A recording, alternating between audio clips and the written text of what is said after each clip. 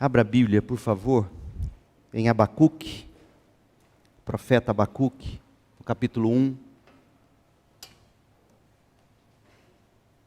Nós vamos ler o verso 1. Mais uma vez eu chamo sua atenção para a arte de ter fé. Arte de ter fé. Abacuque escreveu assim: esta é a mensagem, esta é a sentença, esta é a mensagem pesada. A ideia é essa no original hebraico, o peso, a sentença pesada. Mensagem na forma de sentença. Uma sentença, quando é dada, não resta apelações. É tanto que no livro do profeta Abacuque nós não vamos ler sobre um chamado ao arrependimento, à mudança. Não há mais o que fazer. A paciência de Deus havia chegado ao fim. Portanto, esta é a mensagem. Que mensagem é esta? A sentença dura, pesada, que o profeta Abacuque recebeu numa visão. Abacuque é nosso contemporâneo, é o que temos dito. Ele é nosso contemporâneo porque ele sabe exatamente o que é orar, Deus não responder. Orar, e Deus dizer que irá responder, mas Deus não irá responder da forma como a gente gostaria que Ele respondesse. Ele não vai agir do jeito que a gente gostaria que Ele agisse. E essa é a crise, portanto, de Abacuque, o nosso contemporâneo. Deus que num primeiro momento se parece imóvel, indiferente. E num segundo momento, se apresenta da perspectiva de um primeiro contato superficial como um Deus imoral, porque levantaria uma nação muito pior do que os judeus e usaria essa nação muito pior do que os judeus para disciplinar os judeus. Essa é a crise de Abacuque. Como é que Deus fica quieto por tanto tempo e quando resolve agir, age fazendo isso, permitindo isso, provocando isso? Nosso estudo em Abacuque está revelando que, conforme disse o Senhor em Abacuque 2:4, o justo viverá pela sua fé. O justo não vai viver de prognósticos, perspectivas, ele não vai viver como Paulo, tendo entendido isso, escreveu. Abra sua Bíblia em 2 Coríntios 5, de 6 a 7, e veja qual é a versão de Paulo quando ele diz: o justo viverá pela sua fé. Olha o que Paulo escreve. 2 Coríntios 5, verso 6, portanto, temos sempre confiança, ânimo. Temos ânimo, temos confiança, temos fé. Apesar de. Olha que lindo isso, gente. Temos ânimo, temos confiança, temos fé, apesar de sabermos que enquanto vivemos neste corpo, não estamos em nosso lar com o Senhor. O Brasil não é a sua casa.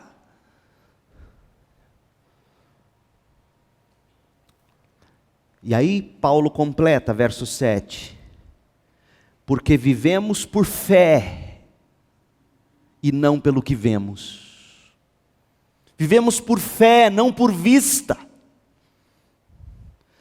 2023 é para ser vivido pela sua fé, ó justo.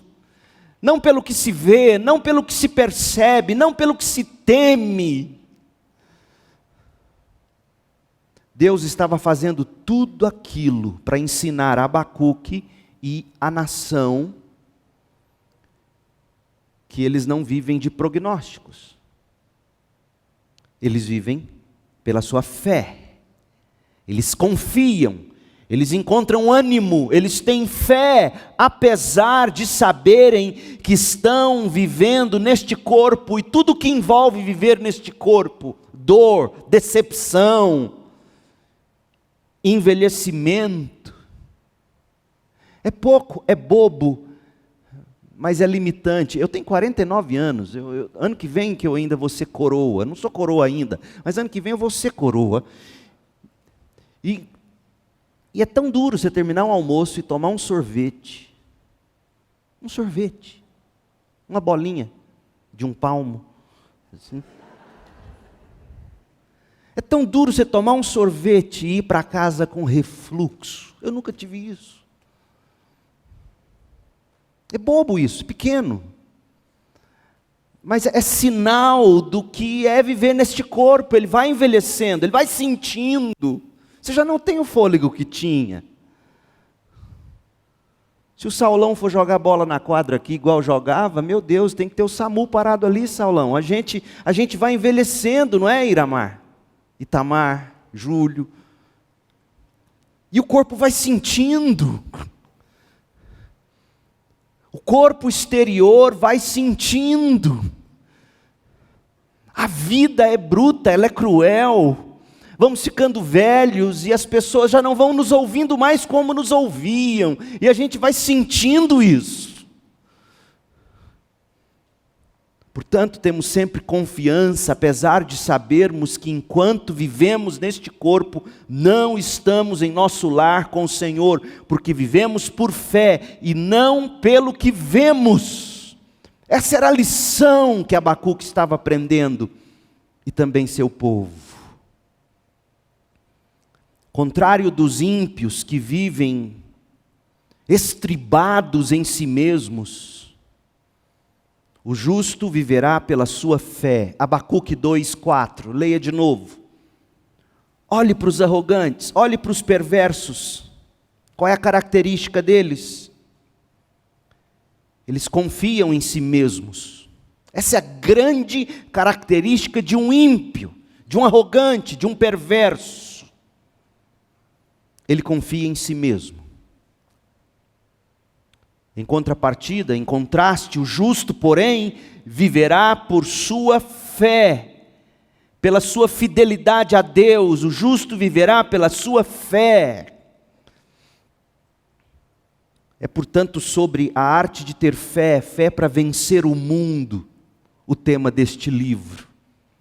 A arte de ter fé para não se viver mais para si mesmo, como vivem os arrogantes e perversos. A arte de ter fé para se viver para o Senhor. Olha no que consiste a salvação, crente. 2 Coríntios 5, verso 14.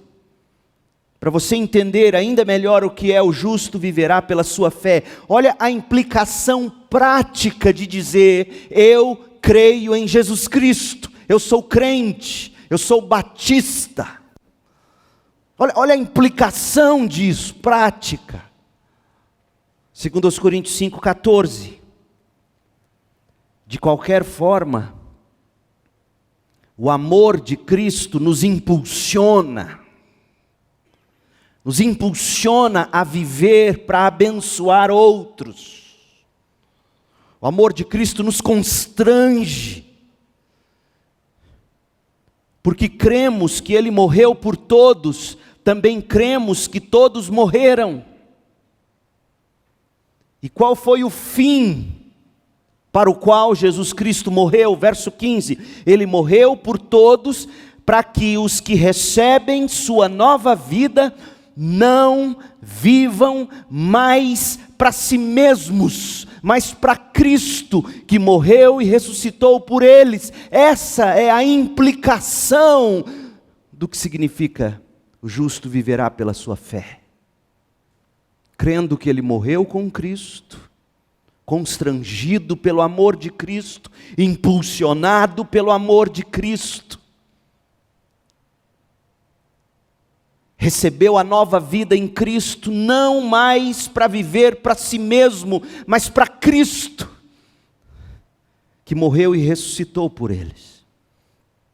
Como é triste ver o evangelho que tem sido pregado, o canto da sereia que tem sido pregado dos púlpitos das igrejas e atraído centenas, milhares de pessoas que se afogam no mar da cobiça. Gente que procura a prosperidade, a saúde, o bem-estar, o endireitamento da nação, em todos os sentidos, e literais inclusive. Mas gente adúltera, perversa, egoísta, pão dura.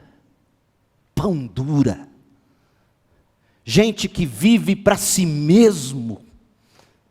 Que evangelho é esse? Paulo estaria horrorizado, Abacuque teria dito em nossos dias, não é isso que significa o justo viverá pela sua fé, não é isso. Domingo passado nós introduzimos a temática do livro de Abacuque, a arte de ter fé.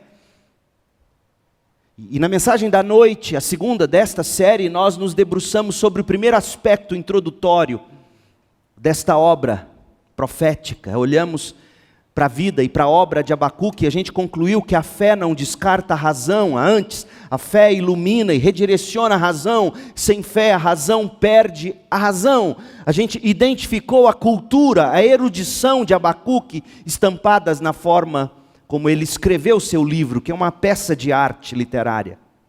Toda essa cultura, entretanto, toda essa erudição, enfeitadas de piedade e de devoção. E a gente concluiu, a fé não descarta a razão. Segundo, hoje de manhã, nós acrescentamos a seguinte lição, a arte de ter fé. A fé não dispersa o sofrimento. E agora à noite, acrescentaremos esta última lição introdutória. A fé não desperdiça a tribulação. Dando um passo atrás, complementando o que foi dito hoje de manhã. Quando a gente aprendeu que a fé não dispersa o sofrimento, a fé não acaba com o sofrimento. E nós olhamos e nós vimos que precisamente porque Abacuque era um homem de fé, um homem que via a situação e se importava com ela, um homem que orava, que ouvia Deus falar, precisamente por isso ele sofreu como sofreu. Se tivesse sido um tipo de crente Zeca Pagodinho, que vive deixando a vida levá-lo, talvez ele não tivesse sofrido tanto, ou certamente teria sofrido diferentemente, como sofre a maioria, sentindo quando a coisa aperta no bolso, ou na saúde, ou no corpo, e assim por diante. Mas Abacuque sofria por muito mais do que isso. Ele sofria por ver aquele povo sob a ira de Deus, condenado portanto. Esse é o peso da mensagem, da sentença que ele recebeu do Senhor. Então, a fé, ela não dispersa, ela não acaba com o sofrimento. Pelo contrário, ela pode acentuá-lo. Mas nós vimos que o sofrimento pela fé se torna um grande aliado do crente. Ele cresce, ele aprende a viver não por vista, mas pela sua fé. Ele aprende a viver feliz e alegre em Deus, mesmo que a figueira não floresça, mesmo que não haja fruto nas videiras, mesmo que os currais fiquem vazios, a bolsa quebre, o dólar suba, os produtos acabem no mercado. Ele aprende, pelo sofrimento, que o que importa nesta vida de verdade é a graça de Deus, que é melhor do que a vida. Então, neste mundo, nós ainda sofreremos pelas consequências do pecado. E Paulo trabalha muito bem isso no capítulo 8 de Romanos, quando ele diz que foi o próprio Deus que sujeitou a humanidade a tudo isso. Não foi o diabo, não é a nova ordem mundial, é o próprio Deus quem sujeitou todas as coisas a esse estado deplorável. E por que Deus faria isso? Paulo explica: na esperança de nos salvar de nós mesmos, de nos salvar dos nossos pecados. Neste mundo a gente sofre pelas consequências do pecado, mas a fé faz você tirar proveito do sofrimento.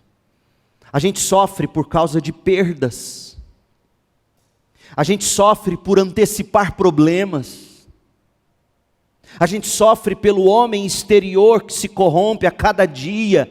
Você não pode sequer chupar um sorvete sem sentir as consequências. A gente sofre por envelhecer, a gente sofre por adoecer. E como adoecer humilha a gente. Como humilha. Só quem já adoeceu e sabe o quanto é humilhante ver seu corpo definhar, envelhecer. A gente sofre por causa da perseguição pelo nome de Cristo, a gente sofre por causa da humilhação do pecado em nós. Você sabe que não pode, você sabe que não deve, mas você não consegue fazer o que tem que fazer. O pecado humilha. A gente sofre pela instabilidade, pela incerteza da vida. A gente sofre com decepções. Decepção com filhos. Decepção com o cônjuge. Decepção com os pais. Decepção com o pastor. Decepção com a igreja. As pessoas pecam contra nós, nós nos decepcionamos. Aquela pessoa que você jamais imaginava que pensaria isso de você, não é nem que disse isso sobre você, é pior. Você jamais imaginava, eu não imaginava que ele pensaria isso de mim. Já sentiu isso? Como isso dói na gente. A gente sofre por coisas mil nesta vida. Por quê, meu Deus? Porque a fé não dissipa o sofrimento. Com efeito, o sofrimento por causa da fé em Cristo vai se tornar a academia da alma.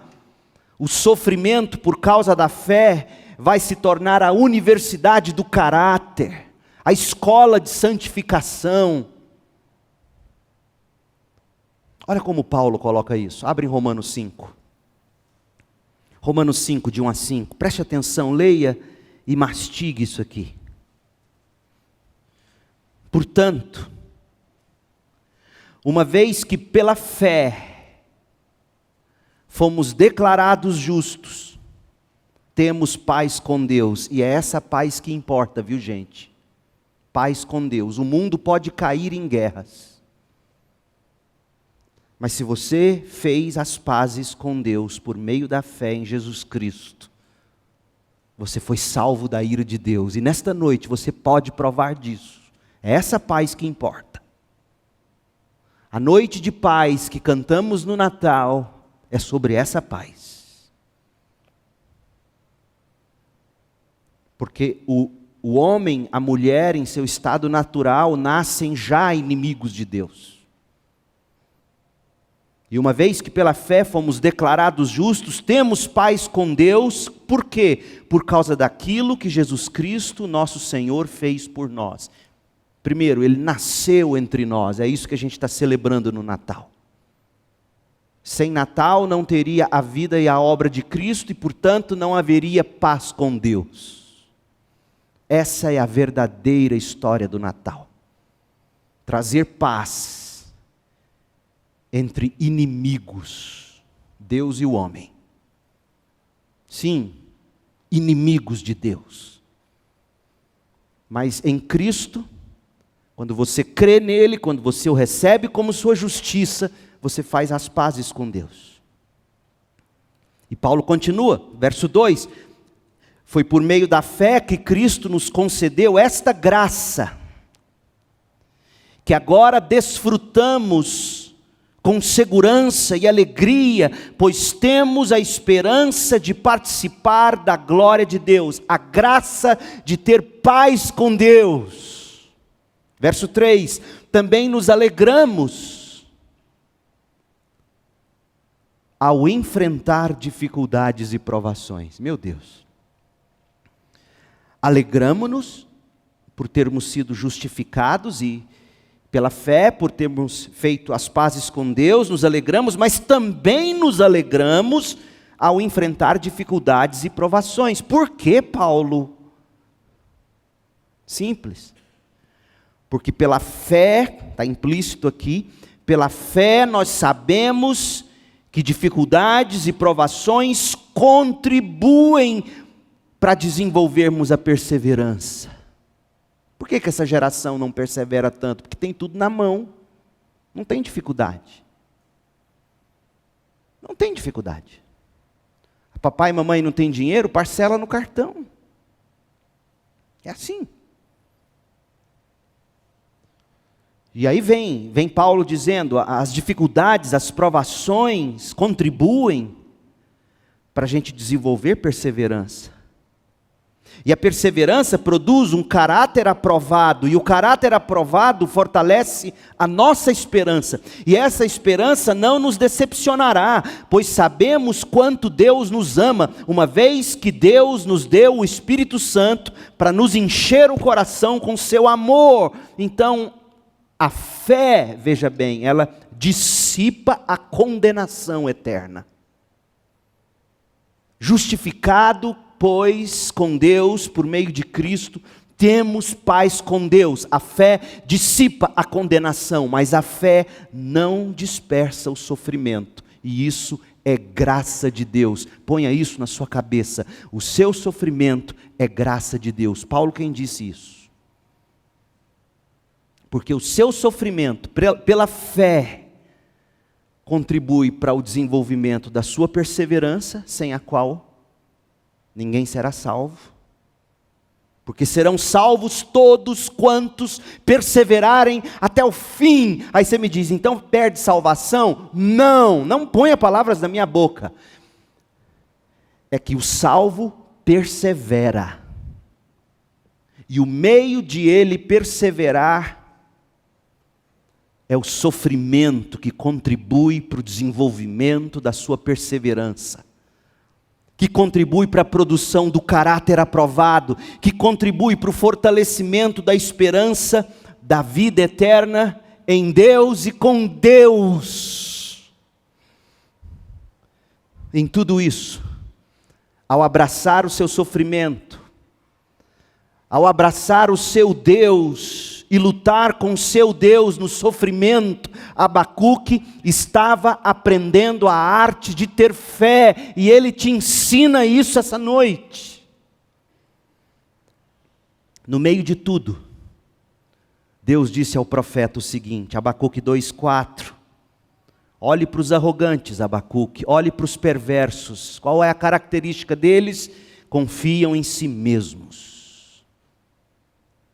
O justo, porém, aprende pelo sofrimento que ele viverá pela sua fé, não por vista, pela sua fé. Meu Deus, isso aqui, gente, é revolucionário, é libertador. Isso quebra correntes de almas angustiadas, quando você entende isso. Mas vamos à lição de hoje à noite. A fé não desperdiça a tribulação. A fé não descarta a razão, a fé não dispersa o sofrimento e, por fim, a fé não desperdiça a tribulação. Como assim? Abacuque, ele não passou pelo que passou em vão. Eu gosto do que se lê na introdução de Abacuque na Bíblia de Estudos NVI. Deixa eu ler para você. Esse relato de lutar com Deus não é mero fragmento de um diário particular que de alguma maneira chegou ao domínio público. Foi composto para Israel, por certo, representa a voz dos piedosos de Judá, que se esforçavam para compreender os caminhos de Deus. A resposta de Deus, portanto, servia a todos os que compartilhavam das dúvidas que perturbavam Abacuque. E a confissão desse profeta passou a ser expressão pública. Ou seja, Abacuque pega a crise que ele travou com Deus, coloca isso na forma de um diário, que é o seu livro, prega isso ao povo, distribui isso ao povo. Abacuque não desperdiçou o seu sofrimento, porque ele pegou o fruto desse sofrimento e repartiu com quem estava sofrendo. E aí, aqueles que nem sabiam como se expressar a Deus diante da mesma crise que Abacuque estava enfrentando, Abacuque agora estava dando a eles vocabulário, voz, para se expressarem, passando pela mesma crise. Olha que coisa linda, você não desperdiçar seu sofrimento, você tornar seu sofrimento num meio de ajudar outros. É isso que Abacuque está fazendo. Esse livro te ensina a mim. Você não faz ideia de quantos feedbacks eu estou recebendo desde que a gente começou essa série domingo passado. De pessoas dizendo, meu Deus, como isso tem dado voz às minhas angústias, mas esse é o propósito de Abacuque. Pegar a crise dele, a decepção dele, a luta dele, a queixa dele, pegar o sofrimento dele, escrever isso na forma tão linda como ele descreveu, e a gente falou disso domingo passado, e trazer isso a público, e aí você e eu podermos usar isso e falarmos com Deus. Não desperdice seu sofrimento, torne-o público, mas não para ficar lambendo feridas e pedindo que todos olhem para você e tenham pena de você, não. Use o seu sofrimento para encorajar outros. Eugene Peterson, na introdução que ele escreveu para o livro de Abacuque, na Bíblia, A Mensagem, Eugene Peterson escreveu o seguinte, abre aspas, Abacuque começou exatamente onde nós começamos, quando a gente está sofrendo. Abacuque começou exatamente onde nós começamos, com nossas queixas, nossa perplexidade, nossas acusações contra Deus, mas Abacuque não parou aí. Abacuque chegou conosco a um mundo em que todos os detalhes da nossa vida de amor a Deus, detalhes bons e maus, são transformados em algo realmente bom. Ele transformou o seu sofrimento em bem para ele mesmo e em bem para o próximo. Outra maneira de descrevermos o livro de Abacuque é chamá-lo de diário, o diário das lutas de Abacuque com Deus. E o que Abacuque fez no diário? Abacuque imprimiu o diário, disponibilizou o diário ao povo, seguindo a ordem de Deus. Abacuque 1, verso 1. Esta é a mensagem. Esta é a sentença pesada que o profeta Abacuque recebeu numa visão. Traduzindo, Abacuque pegou o peso dessa mensagem, o profeta pegou essa sentença divina, que pesava na alma dele, fez dela um diário de lutas e transmitiu isso ao povo. Abacuque, portanto, não desperdiçou sua tribulação, porque a fé não descarta a razão, não dispersa o sofrimento e não desperdiça a tribulação. Usa a tribulação para abençoar outros. Usa sua dor, usa sua experiência com Deus. A fé por meio de Cristo nos coloca por inteiro nas mãos de Deus e em amor pelo poder do Espírito Santo nos coloca a serviço do próximo. Isaltino, quanta saudade eu tenho do Isaltino. Virava e mexia, a gente comia macarrão juntos, lá em Campinas. Ele pastoreava a igreja do Cambuí e eu a Batista Central. Que a propósito, acabei de aceitar o primeiro convite para o ano que vem. Vou pregar no aniversário da Batista Central de Campinas, minha ex-igreja, ano que vem, em dezembro. Estou muito feliz por isso. O pastor Judiclei está pregando lá nesse final de semana, eles estão fazendo 65 anos.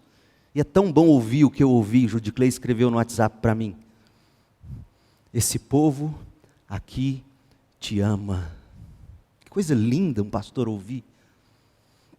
Eu não digo isso para me gabar não, gente. Isso é fruto de um árduo trabalho de 13 anos ali. Como é lindo ouvir isso. Eu ouvi isso na hora do almoço. Minha garganta entalou, tive vontade até de chorar. Como isso é bom. E como eu tenho saudade do Isaltino, porque a gente sentava, a gente conversava tanto. E ele, a propósito, ele morreu de um jeito tão triste. Uma das pessoas que cuidou dele no leito de morte é a Ana Cláudia, nossa irmã Ana Cláudia, filha de Elisete, que fazia nutrição na Unicamp. E viu as agonias do fim da vida de Isaltino, homem de Deus. E ele escreveu o que é hoje um dos comentários de Abacuque mais lindos na nossa língua. Abacuque, nosso contemporâneo, ele escreveu. E ele escreveu que o livro de Abacuque é o produto da inquietação e do diálogo do profeta com Yahvé. Foi tomado pelo profeta como uma mensagem divina a ser transmitida pelo povo. Esse diálogo de Abacuque com Deus, essa queixa que ia e vinha, foi escrita sob a inspiração do Espírito e transmitida ao povo. Ou seja, Abacuque não desperdiçou a tribulação, porque a fé não desperdiça a tribulação. Na escola da fé, nós aprendemos a fazer da nossa tribulação um meio para abençoar os que passam pela mesma tribulação.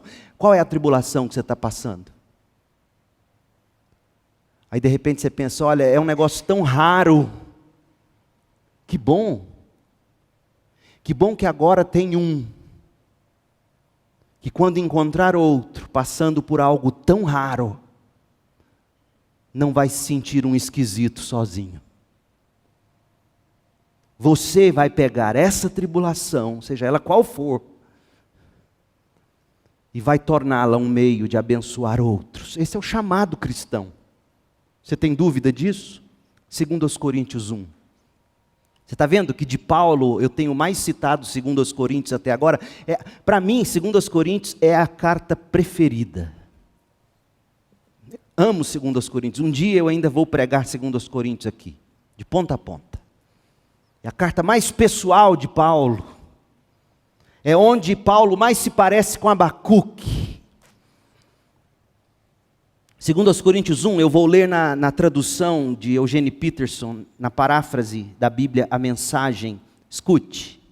É 2 Coríntios 1, de 3 a 4. Somente escute, depois você pode ler na sua Bíblia. Olha qual é o propósito da sua tribulação, da sua enfermidade, da sua perda, da sua dor, da sua crise, das suas lutas mais íntimas com Deus. Qual é o propósito disso? Todo louvor ao Deus e Pai de nosso Senhor Jesus, o Messias, Pai de toda misericórdia, Deus de toda cura e restauração. Ele está ao nosso lado quando passamos momentos difíceis, e antes que percebamos, Ele nos leva para o lado de alguém que também está sofrendo, para que possamos ajudar aquela pessoa, assim como Ele nos ajudou. Qual é seu sofrimento? Você vê Jesus com você, carregando você no colo? E aí sim, às vezes você se pergunta tanto, para que Deus? Para que isso? Eu já tentei responder essa pergunta quando a gente estudou Jó juntos aqui. A pergunta nunca é para quê, nem por quê. A pergunta é quem? Quem eu vou conhecer melhor nessa tribulação, nessa doença, nessa tentação? Quem? Meu Deus, eu vou conhecer meu Deus melhor. E o segundo quem? Quem eu devo ajudar com essa experiência pela qual eu estou passando? Abacuque não desperdiçou o sofrimento dele. Paulo não desperdiçou o sofrimento dele. Spurgeon, homens e mulheres de fé na história, não desperdiçaram o sofrimento dele. Quando você encaixota seu sofrimento e guarda só ele só para você, com vergonha dos outros, você está perdendo a chance de crescer e de abençoar. E como é triste ver que tem crentes que ainda faz assim. Guarda só para si. Esconde. Quando Deus vem e diz, é óbvio, você não precisa dar detalhes, você não precisa contar todas as coisas, você não precisa colocar tudo na tela, mas você vem sim a público e diz, essa é minha luta, esse é meu sofrimento, e eis o que Deus tem me ensinado. Eu acho que pode te abençoar. De repente, deixa eu te dizer uma coisa que me ocorreu agora. De repente, a sua cura passa por isso. Você pegar isso e falar, eis aqui, eis tudo que eu estou sofrendo. Olha minhas angústias. E eu quero poder te ajudar com isso. Eu me lembro, eu preguei essa série em Abacuque em 2006, lá em Campinas. Estou pregando ela agora em 2022. Só que eu já estaria quase terminando, eu estou ampliando. E eu preguei essa série no auge da minha crise de pânico, dormindo à base de Rivotril. Eu não contei nada para a igreja, naquele primeiro ano. E eu pregando Abacuque, eu ensinando Abacuque, eu vivendo. E aí chegou no fim do ano, eu abri meu coração com a igreja, eu estava melhor e você não sabe o tanto que aquilo abriu para que outras pessoas, passando pela mesma luta, bebendo o mesmo remédio, me procurassem. E até hoje me procuram. Como isso humaniza você? As pessoas falam, poxa, ele sente as mesmas coisas que eu sinto. Sinto as mesmas coisas e talvez até pior. E por que Deus faz isso? Primeiro, para você conhecê-lo, porque de outro modo você não o conheceria como agora você poderá conhecê-lo. O justo viverá pela sua fé. E segundo, porque você vai pegar esse sofrimento e você vai trazer alguém para perto, ou vai chegar perto de alguém que está passando pelo mesmo sofrimento. Se não o mesmo, mas parecido, e vai dizer, eu quero te ajudar. Eu quero te abençoar. Olha a minha história. Quem sabe chegou o momento de você fazer isso, e quem sabe em fazendo isso, você começa a se ver curando, ou sendo curado. Porque se tem uma coisa que começa a curar, no melhor sentido, tá, gente? Não estou dizendo cura para nunca mais sentir, mas o que começa a ajudar você a curar as ansiedades da sua alma, as depressões, é você tirar os olhos de você e começar a colocar nos outros. Converse com os psiquiatras, converse com os psicólogos sobre isso.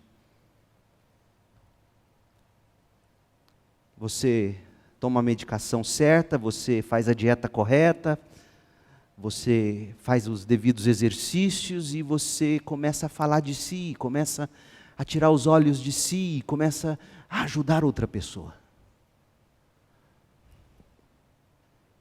A fé por meio de Cristo nos coloca por inteiro nas mãos de Deus e em amor, pelo poder do Espírito, nos coloca a serviço do próximo. Olha a experiência do salmista no Salmo 84, versos 5 e 6, eu vou ler na NVI. E a ideia é o seguinte, é você atravessando um deserto. E no meio do deserto você está com sede, não tem água, não tem poço. Acabou a água do cantil e não tem poço com água. Você no meio desse deserto cava o poço, acha água, enche o cantil, mata a sede, segue viagem. E o poço que você cavou fica lá com água, para aqueles que vêm atrás de você poder tomar água do poço que você furou. Essa é a ideia. Você, no meio do seu deserto, da sua crise, cava poços, toma água, mata a sede, enche o cantil, segue viagem, mas deixou benefícios para os que vêm atrás de você. Salmo 84, 5. Como são felizes os que em ti encontram sua força. E os que são peregrinos de coração, como eles são felizes, bem-aventurados. Ao passarem pelo vale de Baca, pelo vale árido, ao passarem pelo vale de lágrimas, fazem dele um lugar de fontes. Olha a imagem. As chuvas de outono também o enchem de cisternas. Faça do seu sofrimento um lugar de fontes, crente. Fontes de vida eterna. A fé por meio de Cristo nos coloca por inteiros nas mãos de Deus e em amor pelo poder do Espírito nos coloca a serviço do próximo, nos capacitando a construir poços de água fresca nos nossos vales de choro, para que outros, ao passarem pelos mesmos vales, sejam refrescados com o fruto das nossas lágrimas. A fé não desperdiça a tribulação. Não desperdice sua tribulação. Conclusão. Você precisa ter fé. Você precisa de fé para receber Jesus Cristo e se tornar filho de Deus. Este é todo o sentido e a razão do Natal. Abra comigo João 1, deixa eu te mostrar. João 1, de 10 a 12. Você precisa dessa fé. Se você não tiver essa fé, você não vai saber usar a razão. Você não vai saber encarar o sofrimento. Você não vai saber usar o sofrimento em seu benefício e em benefício do outro, para a glória de Deus. Você precisa de fé. Fé para se tornar filho de Deus. João 1,10. Veio ao mundo que ele criou, mas o mundo não o reconheceu, não o recebeu. Veio ao seu próprio povo e eles o rejeitaram. Mas a todos que creram nele e o receberam e o aceitaram, ele deu o direito de se tornarem filhos de Deus. Receba Jesus assim. Não o rejeite. Receba-o. Aceite-o.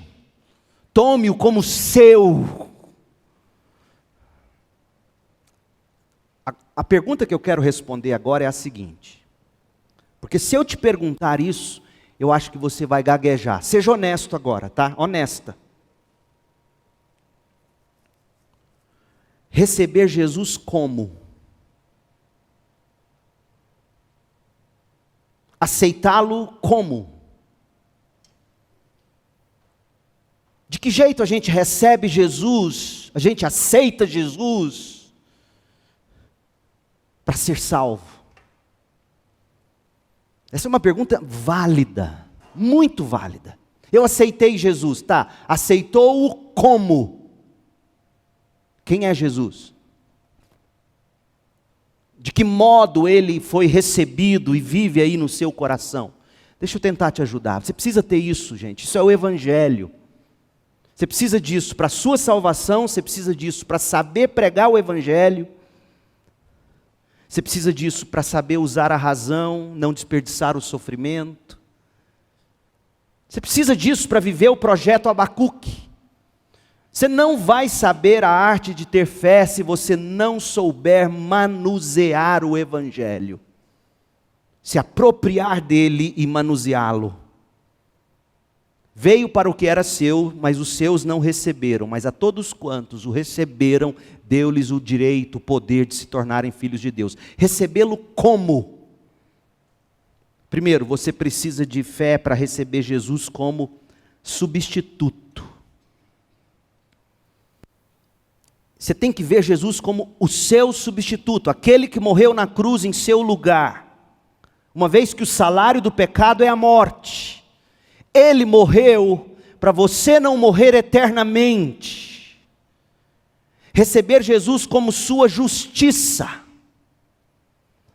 Receber Jesus como aquele que cumpriu no próprio corpo a lei que você não consegue cumprir. Olha o que Paulo diz, Romanos 6, 23. O salário do pecado é a morte, mas a dádiva de Deus é a vida eterna em Cristo Jesus nosso Senhor. Ele morreu no seu lugar para você não morrer eternamente. Você o recebe como substituto. Você o recebe como justiça. Quem é perfeito e viveu perfeitamente, como Deus espera que vivamos, mas não conseguimos. Abra agora em Romanos 3, que é o coração do Evangelho. Romanos 3, 23 a 25. Pois todos pecaram e não alcançam o padrão da glória de Deus. Mas Deus, em sua graça, nos declara justos por meio de Cristo Jesus, que nos resgatou do castigo por nossos pecados. Deus apresentou Jesus como sacrifício, como propiciação, como lugar de expiação pelo pecado, com o sangue que Ele derramou, mostrando assim sua justiça em favor dos que creem. Ou seja, Deus, para te perdoar, não varreu seu pecado para debaixo do tapete, não arquivou seu processo. Ele levou a cabo o seu processo. Deus aplicou a sentença que o seu pecado merece. Só que essa sentença foi aplicada sobre seu próprio filho. A ira de Deus caiu sobre Jesus. É isso que significa propiciação. O seu próprio filho foi esmagado para que a ira de Deus fosse propiciada.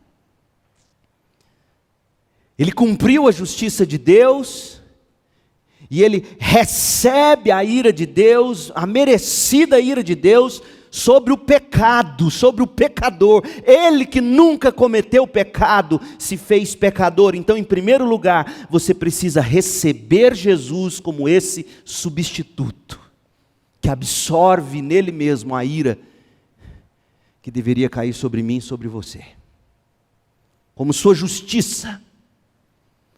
A fé são as mãos que recebem a Cristo como substituto e justiça. Em primeiro lugar, então, o que é receber Jesus? É recebê-lo como substituto, quem morre no meu lugar, como justiça, quem cumpriu a lei no meu lugar.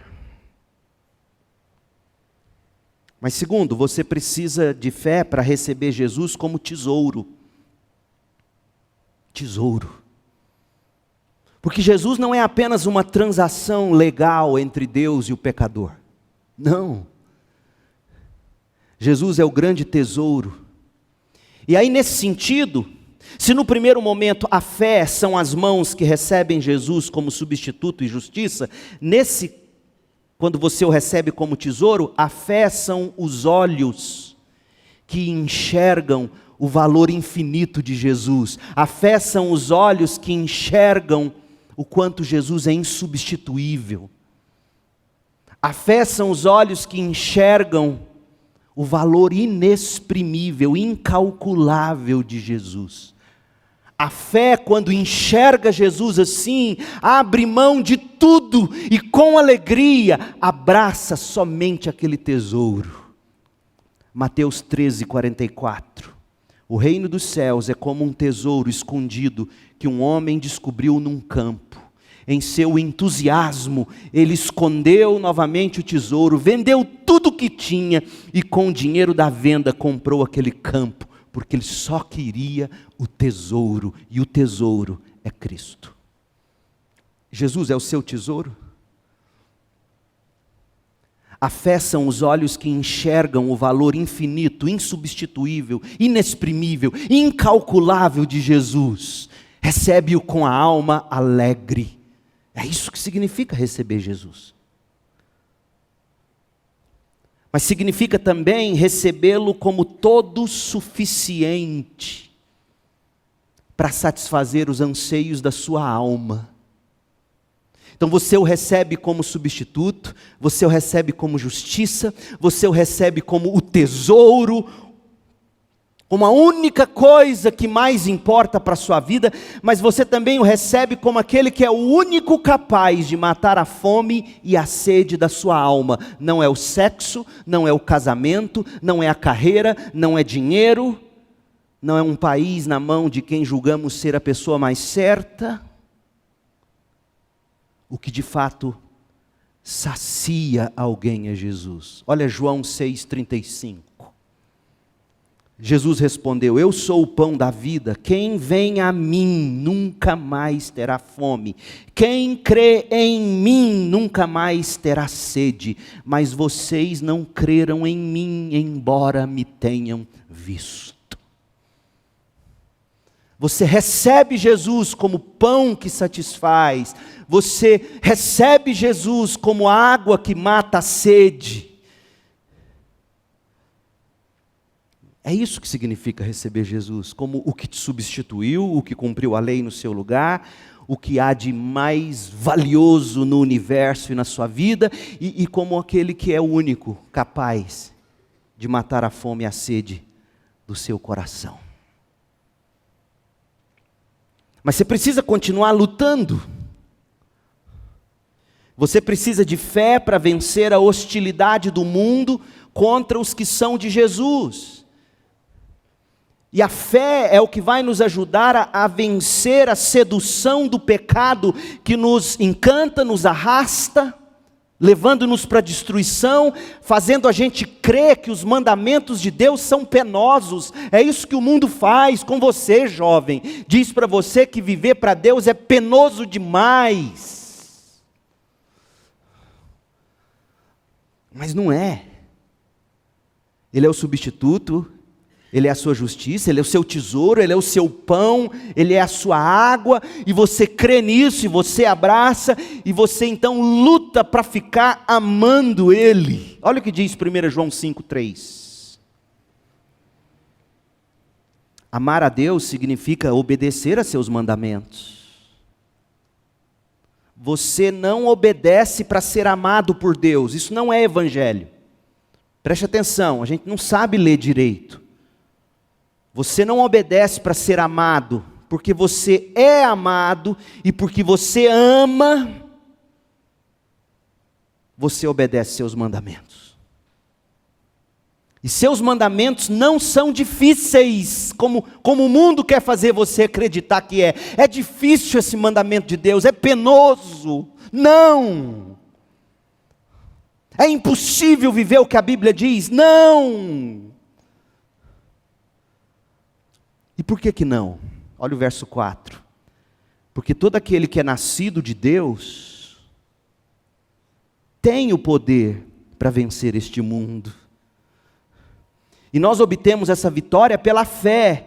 Quem vence a batalha contra o mundo? Somente quem crê que Jesus é o Filho de Deus. Quem vence a batalha contra o mundo? Quem recebe Jesus como justiça, quem recebe Jesus como substituto, quem recebe Jesus como tesouro, quem recebe Jesus como pão e água que mata fome e sede. A fé elimina o peso de se obedecer aos mandamentos de Deus. A fé nos capacita a vencer o mundo. O justo viverá pela sua fé. Você já depositou sua fé única e exclusivamente em Cristo? Eu não estou perguntando se você nasceu na igreja, se você já foi batizado, se você acha bom estar na igreja. A minha pergunta é: você já depositou sua fé única e exclusivamente em Cristo como seu único e suficiente Salvador? Por que único? Único porque não há nem poderá haver outro Salvador, só Ele. E suficiente porque não há qualquer coisa que você possa fazer para contribuir para a sua salvação. Cristo é único e suficiente. Daí a minha pergunta: você já o recebeu com fé, arrependimento pelo pecado e fé? Arrependimento porque vivia por si mesmo, de si mesmo, como Abacuque descreve o ímpio. E fé como em Jesus, como justiça, substituto, tesouro, pão, água. Se você não tem esse tipo de fé, você precisa e pode hoje à noite pedir que Deus te dê essa fé. Porque ela é dom de Deus. Efésios 2:8. Vocês são salvos pela graça, por meio da fé. E essa salvação, esse pacote, salvação, fruto da graça, da fé, isso não vem de vocês. É uma dádiva de Deus. Você já pediu a Deus esse tipo de fé para te salvar? Já jovem, idoso. Deus, eu preciso dessa fé. Filipenses 1:29. Pois vocês receberam o privilégio, literalmente, foi-lhes concedida a graça, não apenas de crer em Cristo. Veja, crer em Cristo é graça. Não deixe ninguém dizer para você que Jesus entra com a salvação, você entra com a fé. Não, Jesus entra com tudo. Não apenas de crer. Crer em Jesus é graça concedida, e Ele pode te conceder hoje à noite. Humilhe-se debaixo da poderosa mão de Deus e diga: Senhor, eu quero a graça de crer para ser salva, para ser salvo. Eu quero que a minha fé oriente e redirecione a minha razão. Eu quero que a minha fé me ensine a tirar proveito do meu sofrimento. Eu quero que a minha fé me capacite a usar meu sofrimento para abençoar outros. Mas eu preciso dessa fé em Cristo. Dá-me a graça de crer. Então é graça de crer e graça também de padecer pelo nome. Você já leu isso em Efésios 1:29? Outra coisa que machuca meu coração, tantas vezes já escutei gente dizendo: poxa, você fala demais de sofrimento. Como se eu gostasse de viver falando de sofrimento. Mas crente, aprenda uma coisa: sofrer é parte dessa vida, e sofrer é graça de Deus. É Paulo que está dizendo isso, ó. Pois vocês receberam o privilégio não apenas de crer em Cristo, mas também o privilégio de sofrer por Ele. E tem tanta gente que sofre por Ele e não vê isso como privilégio. É pecado. Peça a Deus fé. Fé é um dom de Deus. E aí, receba Jesus, creia em Jesus. E a pergunta agora é para o crente. Você já depositou sua fé única e exclusivamente em Cristo, como seu único e suficiente Salvador? Você já depositou sua fé em Jesus como seu substituto, como a sua justiça? Você já recebeu Jesus como seu tesouro, como todo suficiente para satisfazer os anseios da sua vida? Você já recebeu Jesus assim? Você tem buscado aprender a arte de ter fé? Tem buscado aprender a arte de andar e viver pela fé em Cristo? Abacuque aprendeu. E ele nos ensinou que a fé não descarta a razão, a fé ilumina a razão, esclarece, reorienta a razão. A fé não dispersa o sofrimento, a fé nos capacita a enfrentá-lo, a entender que é privilégio sofrer pelo nome de Cristo, fazendo-nos crescer na esperança em Deus. A fé não desperdiça a tribulação. A fé utiliza a tribulação para nos ensinar e nos proporcionar que saibamos consolar outros, servir outros que estão passando a mesma tribulação. Nós vamos continuar com Abacuque. Tudo isso em 4 era para ter sido uma mensagem, você acredita? E agora sim a gente vai entrar no livro de Abacuque. E olha o que nos aguarda. Primeiro, a arte de ter fé quando a alma está atribulada. Abacuque 1, de 2 a 11. Nós vamos sair do verso 1. A arte de ter fé quando a alma está atribulada. Abacuque 1, de 2 a 11. Domingo que vem, pela manhã. A arte de ter fé quando a alma fica abalada. Capítulo 1, do verso 12 ao 2, verso 1. A arte de ter fé quando a alma precisa ser aprumada. Abacuque 2, de 2 a 20. A arte de ter fé quando a alma foi alimentada. Abacuque 3, de 1 a 2. E a arte de ter fé quando a alma é ancorada. Abacuque 3, de 3 a 19. Eu não garanto que será tudo um sermão para cada, mas esse é o roteiro. Feche seus olhos e ore comigo.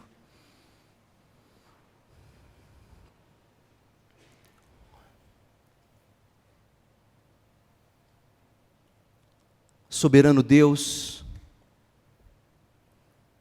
Pai de toda graça e amor, Deus e Pai de nosso Senhor e Salvador Jesus Cristo, dá-nos fé, ensina-nos a compreender que crer é graça concedida, fé é presente da graça. Mas também sofrer em nome de Cristo é graça concedida. Ensina-nos a beber dessa agridoce providência, de um modo que não nos deixa desesperados, perplexos, mas não desesperados, abatidos, mas não desanimados, caídos, mas não destruídos. Dá-nos fé para viver assim. Dá-nos fé para fazer de Jesus justiça, substituto, pão, água, tesouro. Fé para acreditar que os seus mandamentos não são penosos, pelo contrário. Tua palavra não é para nós coisa vã, antes é a nossa vida, disse Moisés. Ó Deus, dá-nos essa fé, que o Senhor mesmo opere agora, aqui, entre os que me ouvem. Opere fé para a salvação. Fortaleça os joelhos fracos, as pernas cambaleando de tanto sofrer, o peso. Ó Deus, traga fé, traga alívio, traga esperança de vida eterna, começando em mim, passando por todos nós, Pai. Faça de nós um povo cheio de fé, de esperança e que exala o amor.